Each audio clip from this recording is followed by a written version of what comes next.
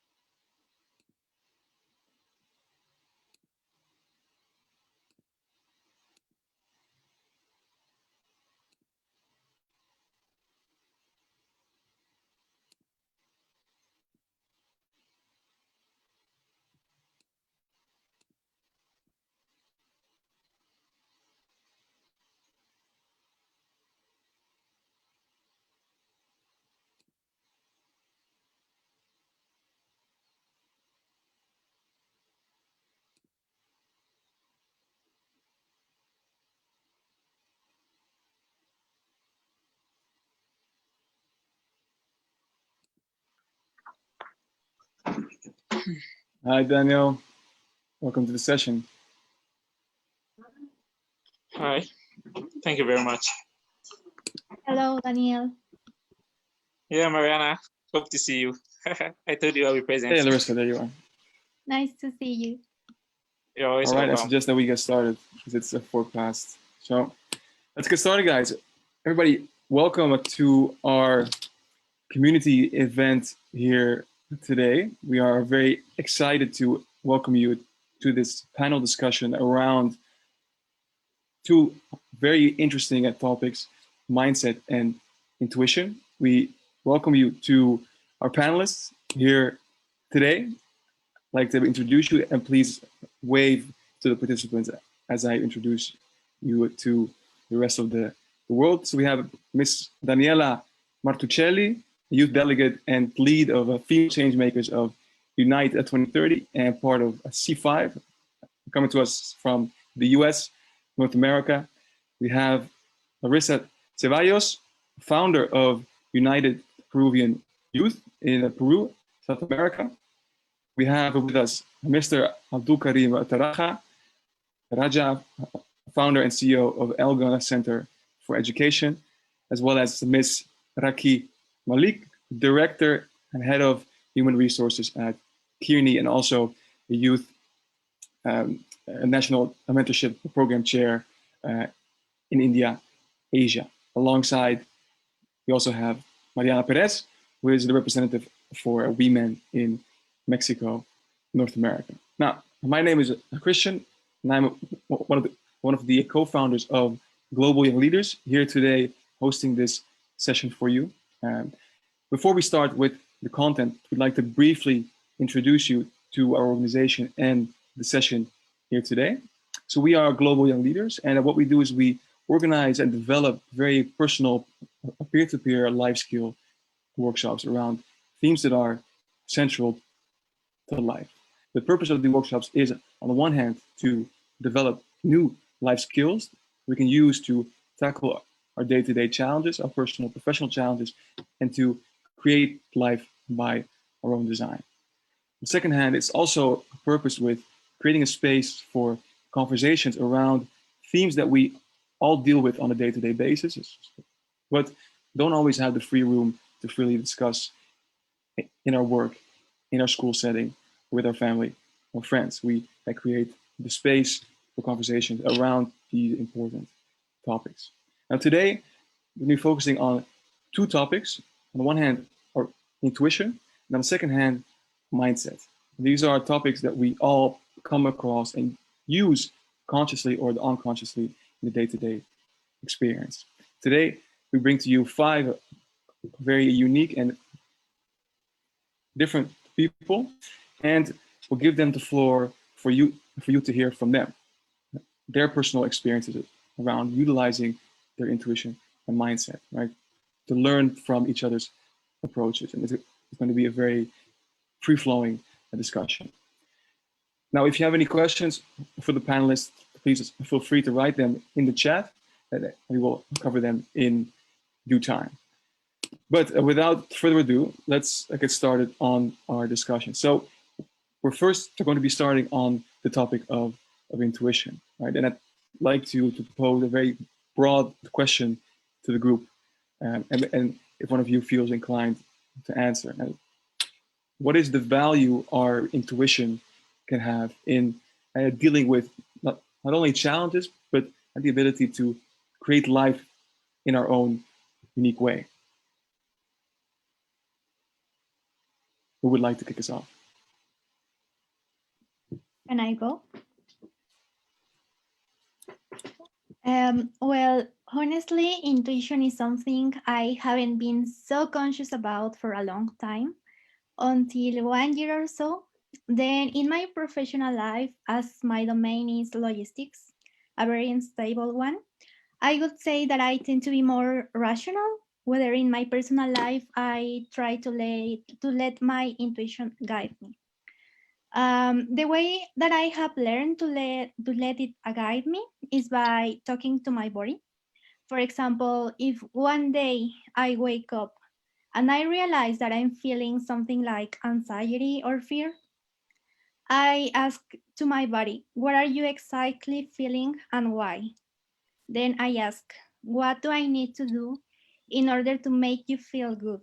And sometimes the answer is go swimming, do cardio, or just breathe and stay 30 minutes more in bed. And it all depends on what my body and I decide. That's a very good practice because, as I said, it is a decision. So if I don't go swimming, I don't feel like I am lazy. I don't feel guilty because at the end of the day, it was a decision. And I don't waste that energy feeling me guilty. So I use that energy during the rest of the day on my activities. And also, two discoveries that I want to share with all of you are the feeling wheel.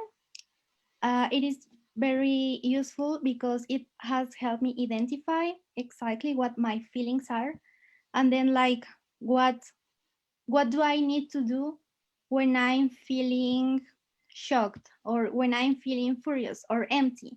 So it is a very useful tool that we all can use. We can search it on Google. And secondly, this year I discovered that I can use questions that can help me change the reality.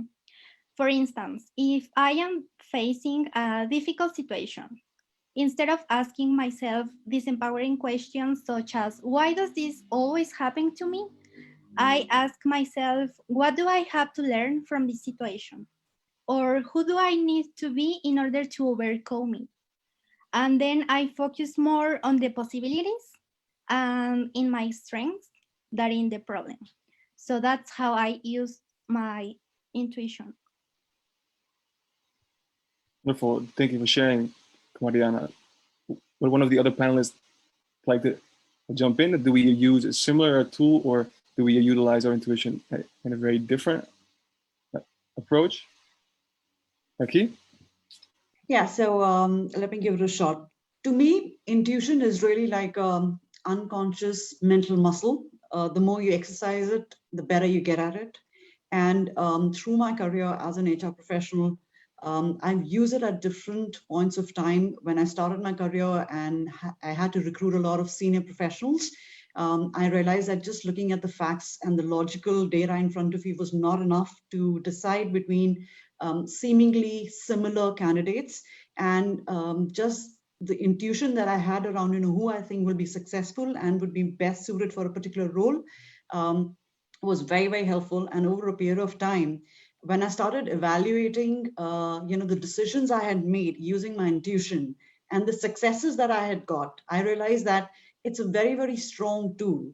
So unlike what people say that intuition is not really a scientific thing, it's all psychobabble.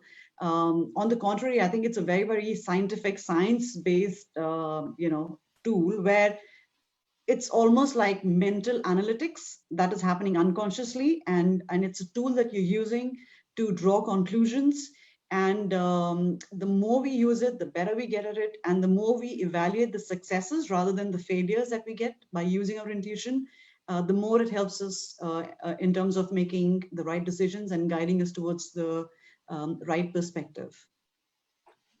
I really enjoy what you said, Becky, and one of the themes that I hear from your statement is the value of learning through experience, right? And in our society, and we often give a lot of room to rational considerations because they are more measurable, right? And so when we interact with businesses or our boss or family, people that tend to have a vested interest in our success, they are much more able to measure the possible successful outcome, and when we can logically trace our steps. But it doesn't mean, right, that our intuition doesn't exactly lead us to the same place.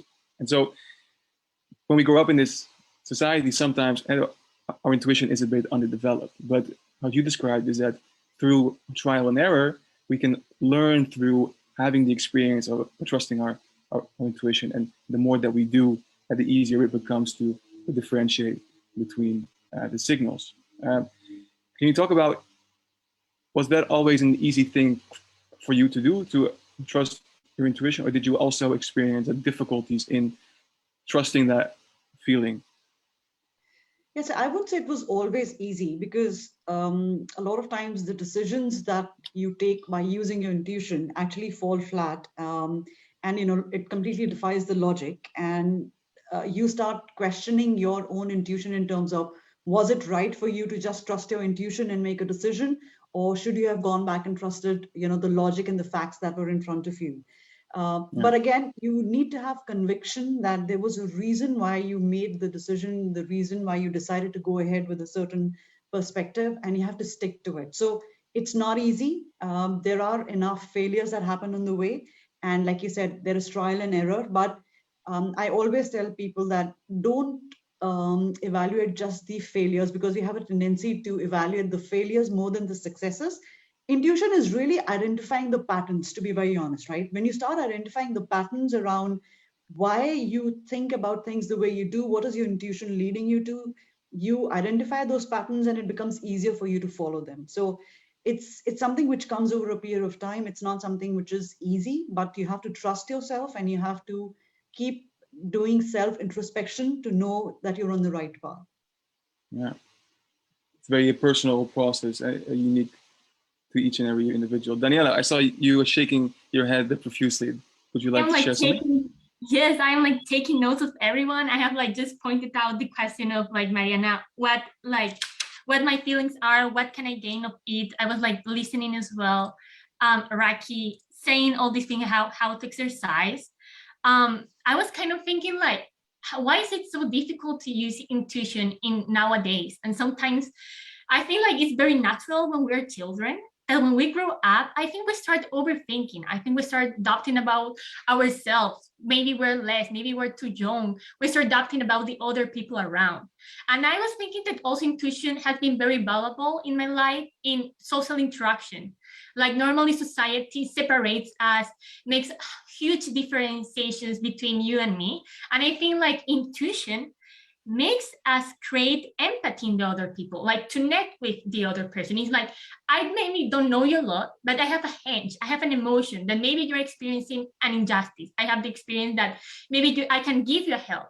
And in that way, like noticing these things and these emotions and like returning to that little feeling of like having confidence on society, being optimistic. I am always sure that naturally people is optimistic, and like I think intuition gives us that as well. So the willing of acting, the willing of being actors of life and of reality, I think that is very important of intuition as well. Yeah. And could you describe a consequence that you experience in your personal or professional life when you follow your intuition? What does it tend to lead you to? Of course. So I had one time when there are some experience when you feel that you're not enough. I was like 15 and I went to like, with my school, I visited like a maternal center. And I had like this feeling that the nurses weren't treating respectfully the women, the mothers that were in the maternal center.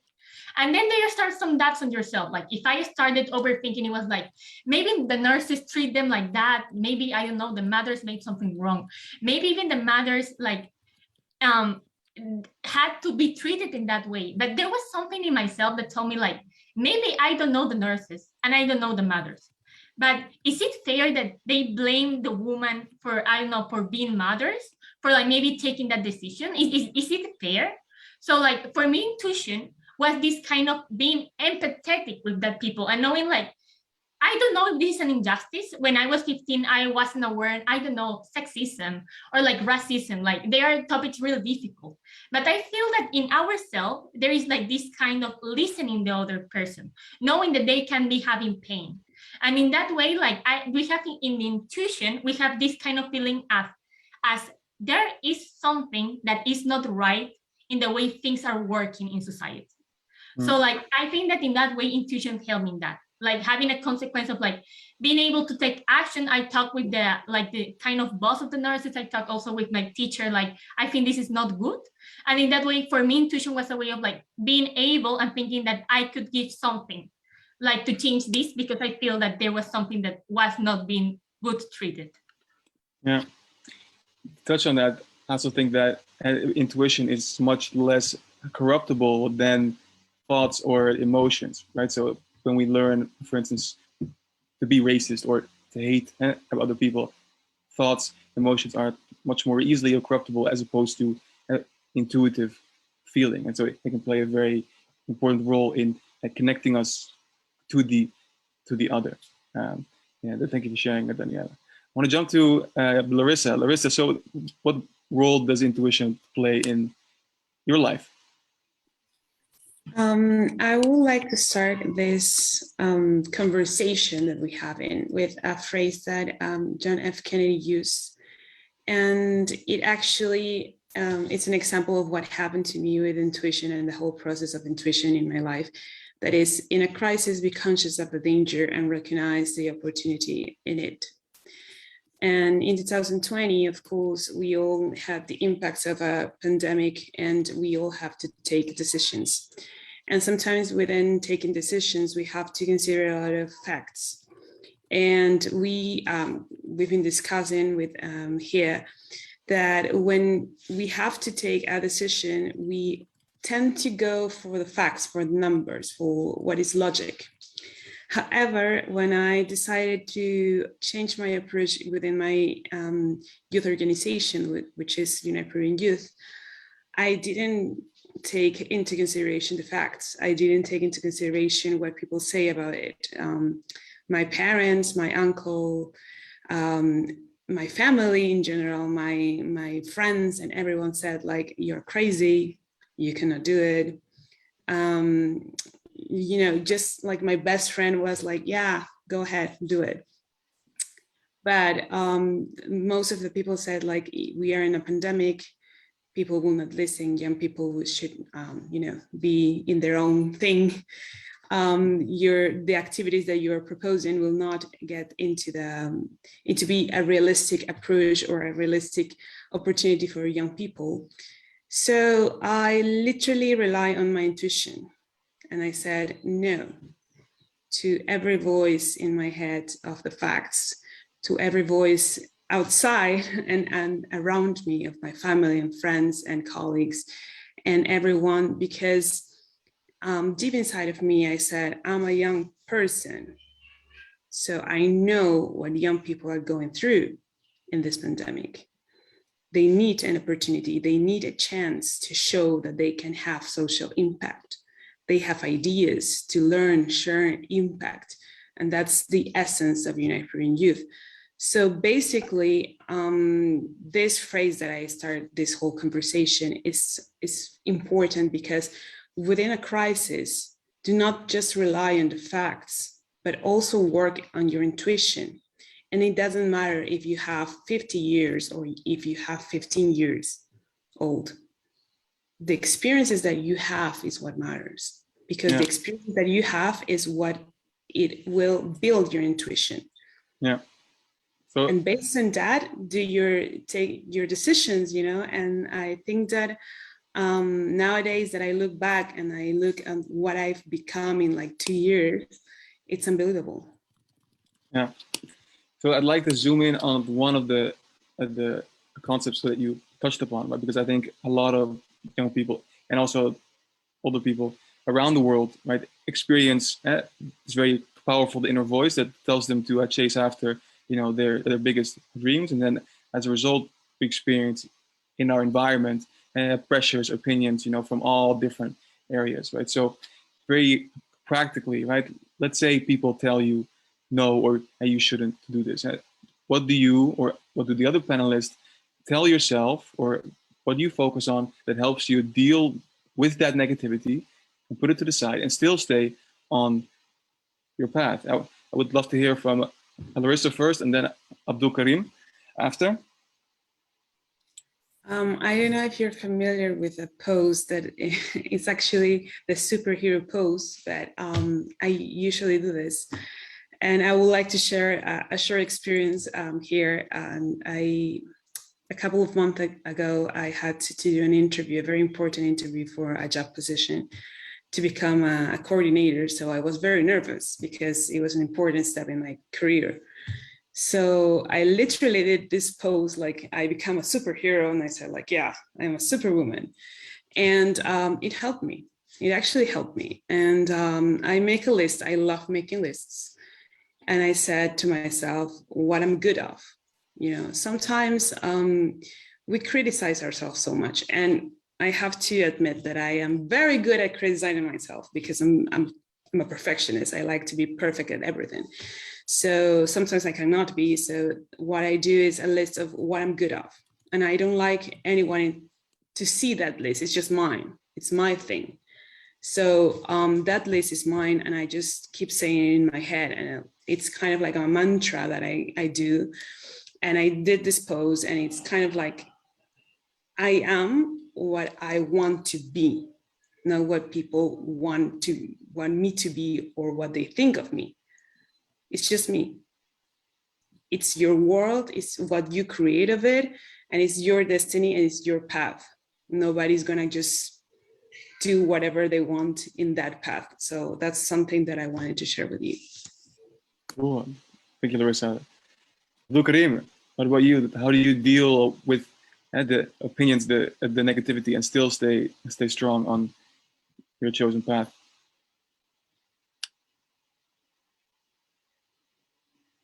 Analysts for the information that you've shared so far.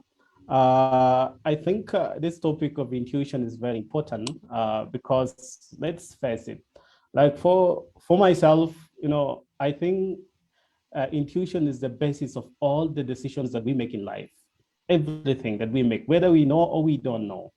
And thanks, Christian and the UIL for bringing this out. I was not keen so much on the topic of intuition until when I received this email to participate here. And upon looking into it, I realized whatever the life has put us into, it all depends on the intuition, which is the basis, foundation of all the decisions that we make. And for me, myself, my life history, I think intuition itself plays a very critical role. You know, as you were talking about the Mariana, I like Mariana talking about talking to self. You know, as a communications practitioner myself, you know, that communication where you talk to yourself, you know, you tell yourself, yeah, depending on the circumstances that you find yourself, that also forms a very great part of intuition. And also it helps you to even work better and do better. Personally, in terms of intuition, I always, from the background that I've come from, you know, there's a lot of negativity. There is a lot of, you know, people looking at you like, oh, you can't do it. The way Larissa is saying, you know, when you try doing something, there are people who look at you like, okay, even when I was starting Elegance Center for Education, some people could tell you, my friend, we have a phrase in Kenya that people tell you, go and tell the government to give you a job because it seems you are idle, you know.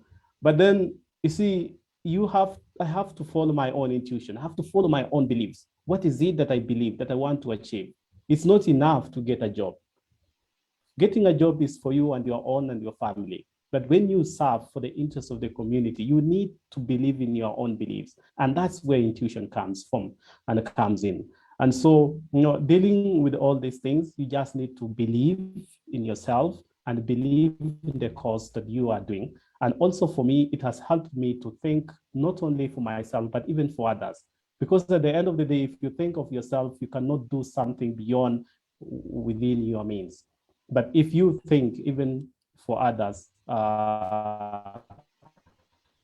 you can also try to connect.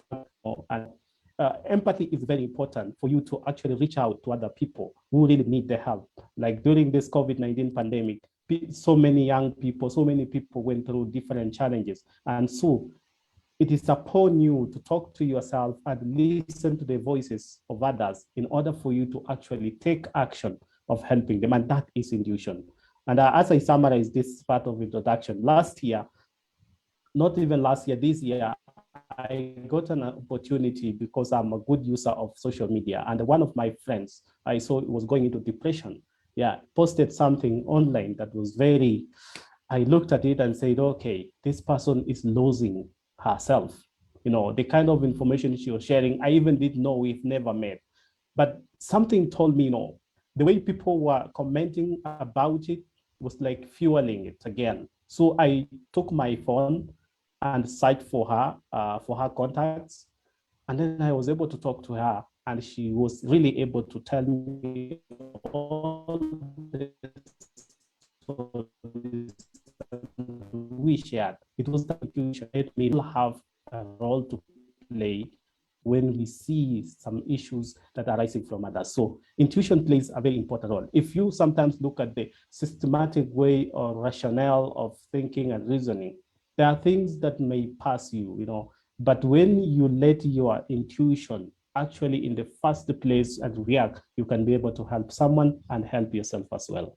Thank you, Abdul Karim. And what I see out of both of Larissa and yours story is that our intuition can not only help the individual in clearly defining our path, right, and to create a more fulfilled or successful, happy life, but it also evolves into a very positive impact on the community. If you wouldn't have followed your intuition and hadn't put your steps forward and created the businesses, then you would have not have touched the lives that you have touched now, right? And so following our intuition usually also has a very positive impact on the community, not only in that way, but also in a slightly other way. If we teach young people to develop the connection to themselves and the connection to their intuition, this has a positive impact on the world around us, right? And we think that men, whatever they hit a woman, if they are strongly connected to their intuition, their feelings, or if people could ever start wars, if they, from a young age, develop a strong connection to their intuition. So there's an interesting dynamic between the individual and the community impact. Now, what we're going to do is move into the topic of a mindset for the second half of this session. There's lots more to talk about around intuition, as always. But to close this part, I'd like to touch on a question from the audience. So Daniel asked, how does one recover when his or her intuition yields a negative result? Right? So what happens when our intuition leads us to a negative place? How should we respond, or how should we think about the negativity that occurs? There's an open question to the panelists. Feel free to jump in.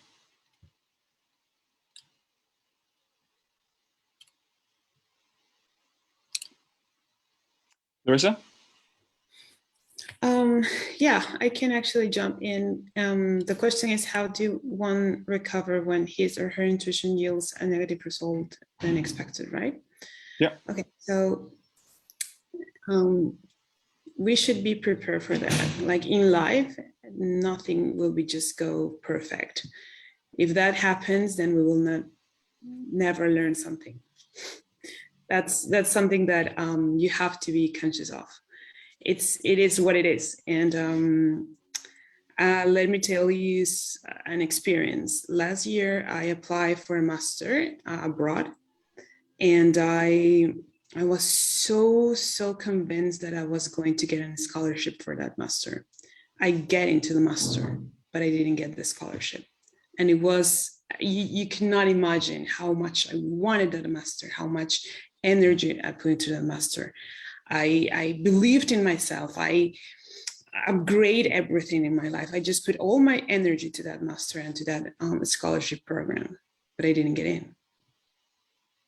And you could say, oh my God, Larissa, what did you do? Did you get depressed? And did you get, like, you know, cry a river? I did get depressed, of course. And I just like, it's normal. And you have to start, you know, kind of look like normalizing the fact that there are times in life that you will just cry and you will just feel like everything that you did was for no reason.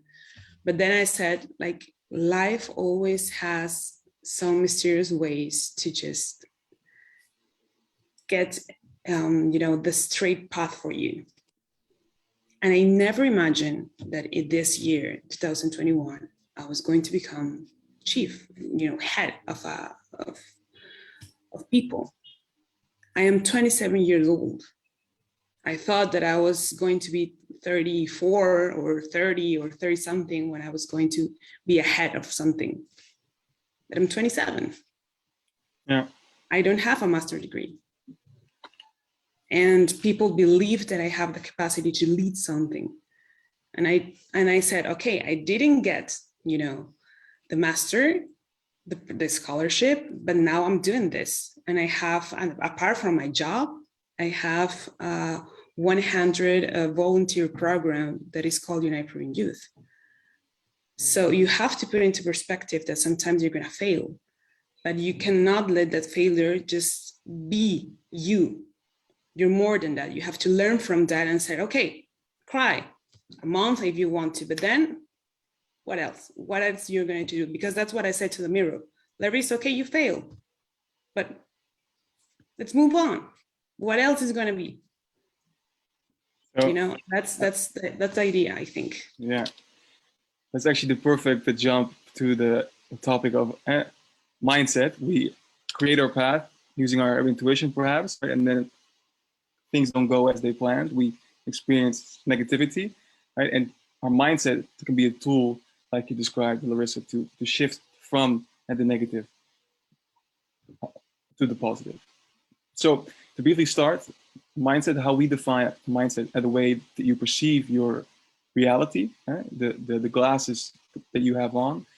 We all know the example of, is the glass half full or half empty? It's a very simple example that shows you that reality is often neutral, right? And we define how we look at it. Now, next to this, mindset can also be the thoughts, the very specific thoughts that you choose to empower about yourself and the situations that you come across.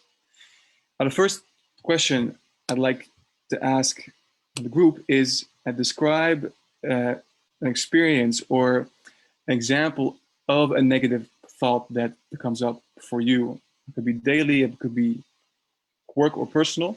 And tell me, how do you deal with those thoughts? What tools do you use to shift from the negative back to the positive? Key, I'd like to start with you.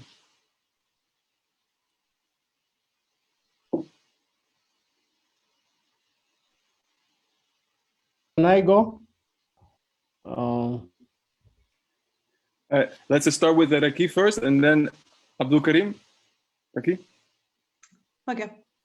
I think one of the biggest challenge or negative thought that I have, and that happens very rarely, but is, when you come across a difficult challenge, either in your personal life or in your professional setup, where there is a lot of expectation from you to, do your best to come out, very strongly, and all eyes are on you.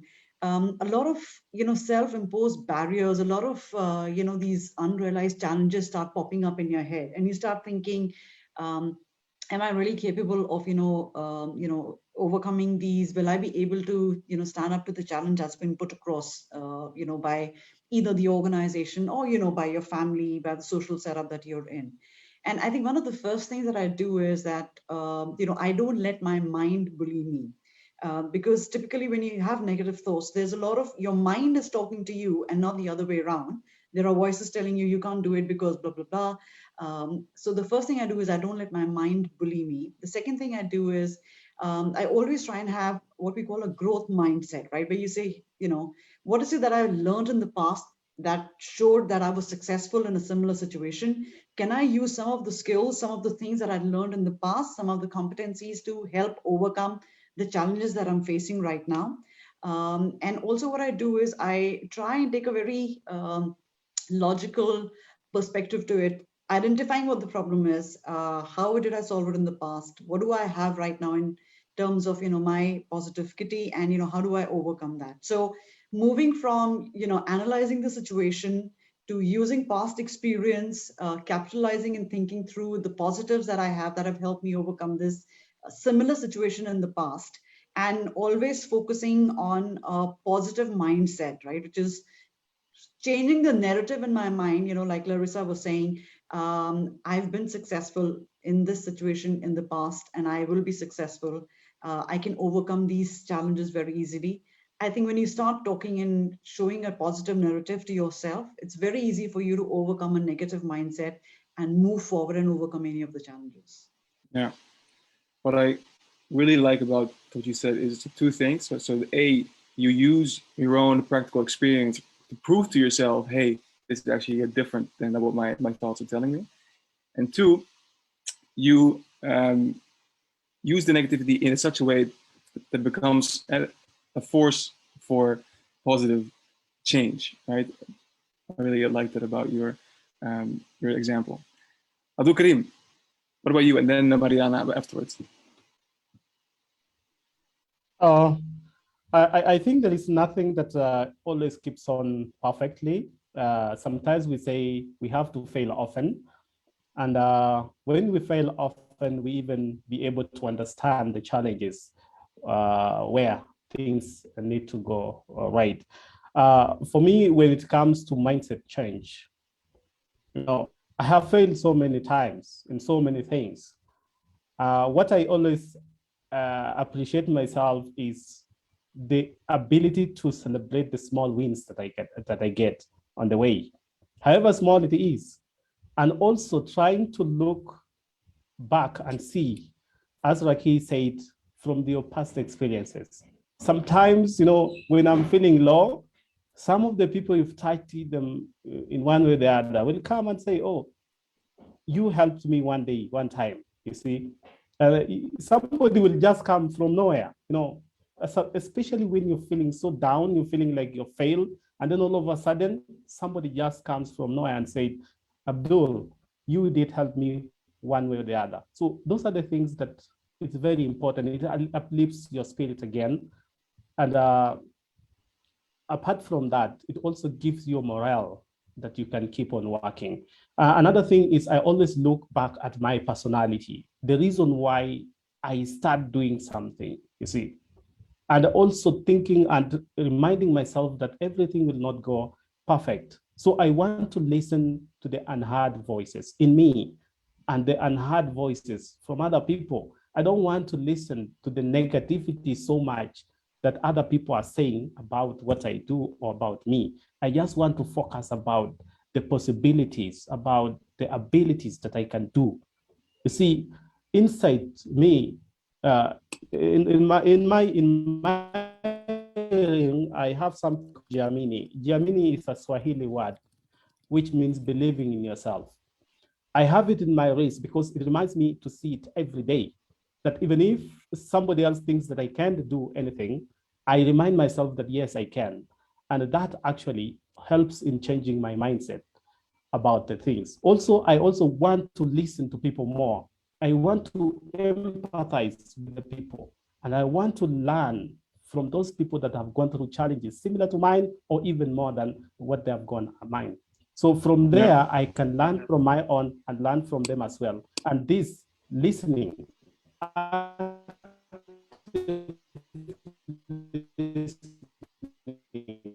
Empathize. That is also what will lead to a best positive mind change. Yeah. Thank you. So I really like the bracelet idea because it's a very a simple way to change habitual patterns of thinking, and that we come from an environment, and a lot of our fearful or negative thoughts, but not always ours, and we internalize a lot of ideas. And so through empowering different thoughts or utilizing a tool such as a bracelet that helps you to break the pattern, helps you create a new pattern, and thereby shifts how you think and how you act. I really like that, Abdul Karim. Mariana. Well, I think that there are some limiting beliefs that have nourished my negativity. There are making money is difficult. Men are all the same. I don't have time. And I mentioned that those limiting beliefs because they have had a great impact in how I feel towards a specific situation, and therefore how I let intuition guide me. Fortunately, 2 years ago, I read that our mind is the software of the brain. Then we can reset it as we do with computers.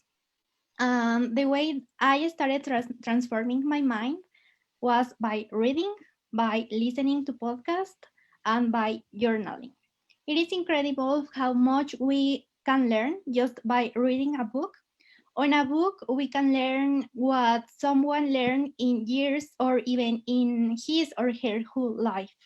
And as Robin Sharma wrote in his book, The Monk Who Sold His Ferrari, if you have a trouble, for sure someone else has already passed through it, and surely somebody has already wrote about it.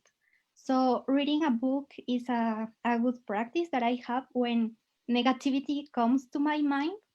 And also it is unbelievable how one can have access to the wisdom of people as psychologists, businessmen, or even athletes just by listening to podcasts. Three of my favorites are On Purpose by Jay Shetty or Super Soul by Oprah.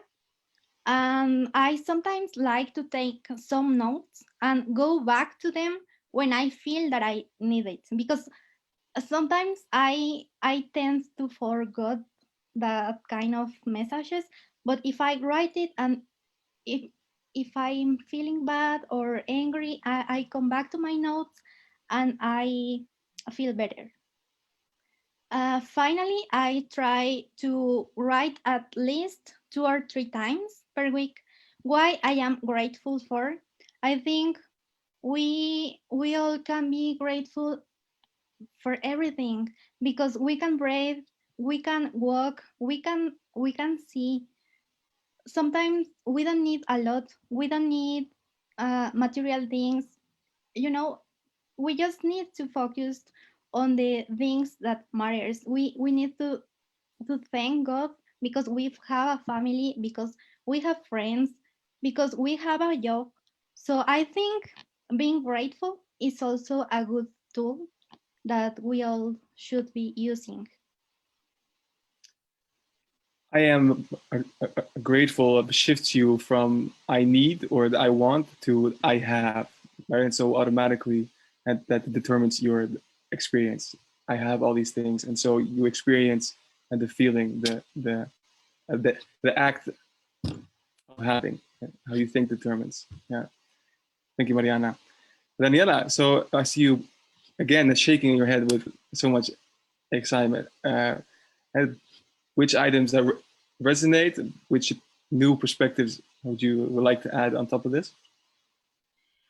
I am like very surprised for all what people said, like Abdul Karim, Raque, Mariana. I agree with all of what you have said, like confronting negative through remembering our experience, through our personality, listen to other people, looking the people around us, hearing other experience of people that has passed the same from us. I think that's totally valuable. I agree. If I would be able to add anything, for me, it's always useful to express my negative thoughts. Sometimes when they are in my head, they are like just put me more stress and more anxiety. What helps me the most is to talk with people around me. Family for me is like very important. I talk a lot with my family, with my mom and my dad. Talk with my friends, the people who know me. And especially like when I feel that when I talk and my negative thought, it's not as big as I thought it was. Like, oh, well, it's not as huge. It's not as impossible to solve as I thought it was. So in that way, like to know that that negative thought can be outside me and it can become like a little goal here that I can see. I know how to resolve and then I can act. That for me is very valuable. So that is what I would add on how to confront negative thoughts. Fantastic. If there are any questions from the audience, please just feel free to bring them in. Have some time to answer your questions. Larissa, I have another other question that popped up while Daniela was talking about, and specifically how to deal with negative thoughts, right? So sometimes there's this idea that we don't have to pay attention to the negative. We only reshift on the positive, and it's sort of like an element of toxic positivity. How do you see this? How do you see that, the dynamic? Should we always be focused on positive, or should we also befriend or welcome our negativity? I think that we should understand that emotions and feelings are there for a reason. I think we have to normalize feeling. We live in a world that fast food, as fast everything has become, a trend. We see not just fast food, but we have fast love, fast everything. And the same with our emotions. So it's kind of like a social pressure to always be happy, to always feel positive. And that's not true. Sometimes you feel sad. Sometimes you feel not just sad, angry and fear. I think that fear, for instance, is something that I have to deal a lot with fear. Fear to not be listened to, or fear to fail, to failure, to be rejected, and or even to vulnerability. Because being vulnerable nowadays is kind of like, oh my gosh, you should not be vulnerable. You should be always strong. And, even more, it's a pressure for women, because now women that we are empowered, we should always portray this image that we are so strong and that we cannot cry because we are empowered women. And, it's not true. I can be an empowered woman and I can be a leader and whatever, but I still feel, I still, cook, I still do things. I still want to, in a period of my life, I will still want to be, a housewife, whatever. And it's okay. And these kind of things that when comes a negative thought, I welcome it. Okay, there must be there for a reason. When it comes fear, I use it as a fuel. Fear is there for a purpose. It's to alert you that something is going on. And I think that we want also to have a space for mental health awareness, because it's always good to go to a therapist if things go a little bit, tough for you to handle. And sometimes with all this pressure that we have and that we put ourselves into, because we're always constantly comparing, and that's something that you should not do. It's your life. You should compare your life with yourself. But I don't know how it is in different societies, but at least in the Peruvian society, in the society that I live in, my community, we're always competing with each other. We're always feeling the pressure that, okay, maybe she's marrying, or she is having a master, or she has having kids, and you are going to 30s and you don't have kids, and then you're depressed, and it's kind of like, let me just live my life when I want to live my life. And then you have these thoughts, like, am I good enough? Am I just going to the right path? And for instance, in the path of social impact, it's not always so good to like, you could literally earn a lot of money in the private sector with the major that you have, but you decide and you choose to go to the social impact sector. And it's kind of like you're wasting your brain. That's something once in my family, someone said, right? Literally, they say it like that. And sometimes I thought about it, but I just try to like and welcome it. Like, okay, just have a seat, dark thought. Yeah. Let's conversate and let's have a conversation within it, and just let myself feel, I think. Yeah. Daniela? Yes, I think that Larissa has come up with something very important, and it's how like this kind of having a mindset is a whole process. Like when Mariana was talking, like this kind of how the mind is the software. For me, it's very difficult imagining to reset my computer. I wouldn't imagine to reset my mind. It's like erasing the photos, erasing all what I had to post. Reality was for me, like maybe online, but thinking in the mind, like all what I had construct in me. And also with the comment, I think it was Raki. Yeah, Raki on the chat about the tabula rasa. So complicated to imagine a blank mind. So like this kind of what Larissa was saying, like accepting fear, accepting vulnerability, I think is very important. But I think like we also have to get clear that fear shouldn't be our tool. Insecurities and negative thought shouldn't be our tool, shouldn't be our friends, but there should be a tool for us for keep growing and have a positive mindset that lead us to live the life that we would love to have and making us happy and remembering that. So I just wanted to add that because I think that this kind of process of mindset is very important. We don't born being positive. Maybe you have the intuition, maybe usually we're not able to do that. But in general, like to have that we can return to that is very, very important. Karim? I think this issue of mindset again is very important. And as Daniela and Raki, not Raki, but the other panelists talking about, the fear. Okay, that was Larissa. You see, I have learned the art of living one day at a time. Yeah, living one day at a time. And this is something that I've learned over time. Even when I was living from when I joined the government last year and went through a lot of resistance in my work. And, I was about to quit. And one of these colleagues of mine told me, Abdul, just live one day at a time and solve one problem at a time. That thing itself keep on ringing in my mind, because sometimes negative attitudes can come, people can just be on you and different circumstances actually are falling on you, like tearing you apart. Like, am I really big enough? Am I really good enough? But then if you look back at your own character, your own personality, your own life, it's very important to know that you have to just live one day at a time and solve one issue at a time. And maybe I see Roena asking a question. Why do you think people still more of this of right decisions? Yeah, and being on the right path once we get older and not when we are younger. Sometimes people, when they get older, the perception is that they have seen so much, that they are more wiser, they are more like, they know the process of failure. They have failed so much. And now they forget that they have come on from all this time to now attain the age of perfection. So when people grow up, because of the so many failures they have failed, now they are experiencing more. And now that's now the time they tend to look for perfection. But for the young people, we continue falling and failing time and again.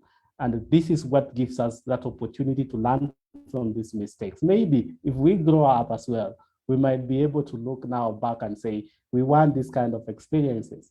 Even people in governments, when they're employed, they need people with experience. They look at somebody, tell you 5 years experience. As a young person, you even don't have that experience, you see. So people, when they tend to grow older, they want to look into perfection.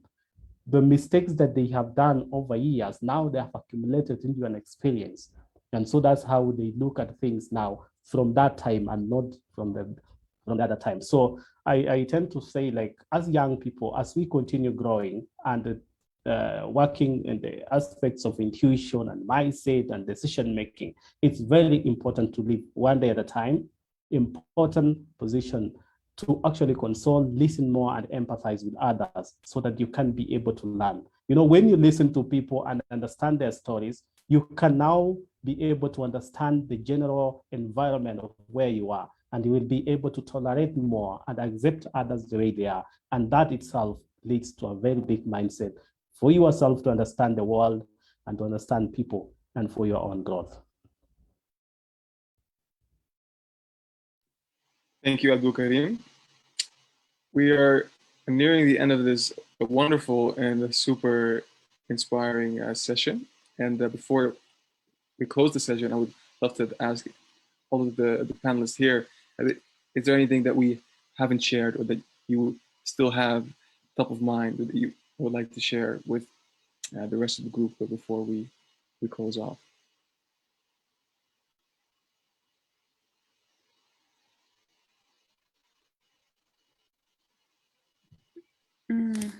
Maybe that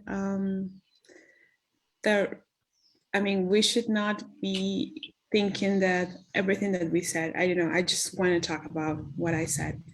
It's the right thing to do. It's what it worked for me, but you have to find what it works for you. It's your path, it's your way, it's your intuition. So just listen to it and start working on you, and don't let anyone just talk bad or something like that, or influence your path. Just that you can get inspired of what I said, but do not use as, okay, Larissa said that, I want to do that. No, it's your path, it's your way. Just that. Thank you for sharing that, Larissa. And this was actually exactly the thing that I was going to say to close the session, because at GYL, we always focus on what works for the individual, and we're all unique individuals. And so we have to find what works for us. And perhaps it's for you a different tool works than for Mariana. So thank you for sharing that. I'd like to thank all the panelists for being here and to offering your time, your expertise, your wisdom, and your experience to the rest of the group. There were so many wonderful things shared. I learned a lot, and I'm sure the people of the world have also learned a lot. And we thank you for being here, and we're very appreciative. And we look forward to seeing you at one of our future events to share even more of your wisdom. Now, before we close off, we'd like to take a screenshot, a group photo we can share for the peeps at home to show all the good stuff that we're creating here today. So I'm going to count to 3 and then say cheese. 1, 2, 3. Cheese. Cheese.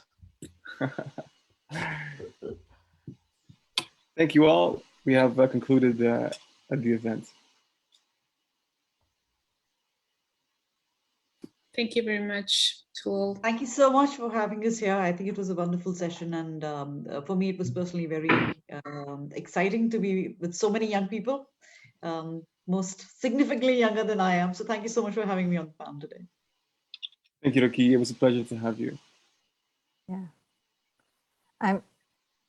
I'm very grateful. I'm speaking here. I'm Maria Pronk, one of the co-founders with Christian, and I'm very grateful you were available today as part of our partners. And we hope that we stay connected in the next year. And if there's anything you want us to be involved, let us know, because we appreciated very much what you did today for the community. And let's stay in touch, I would say.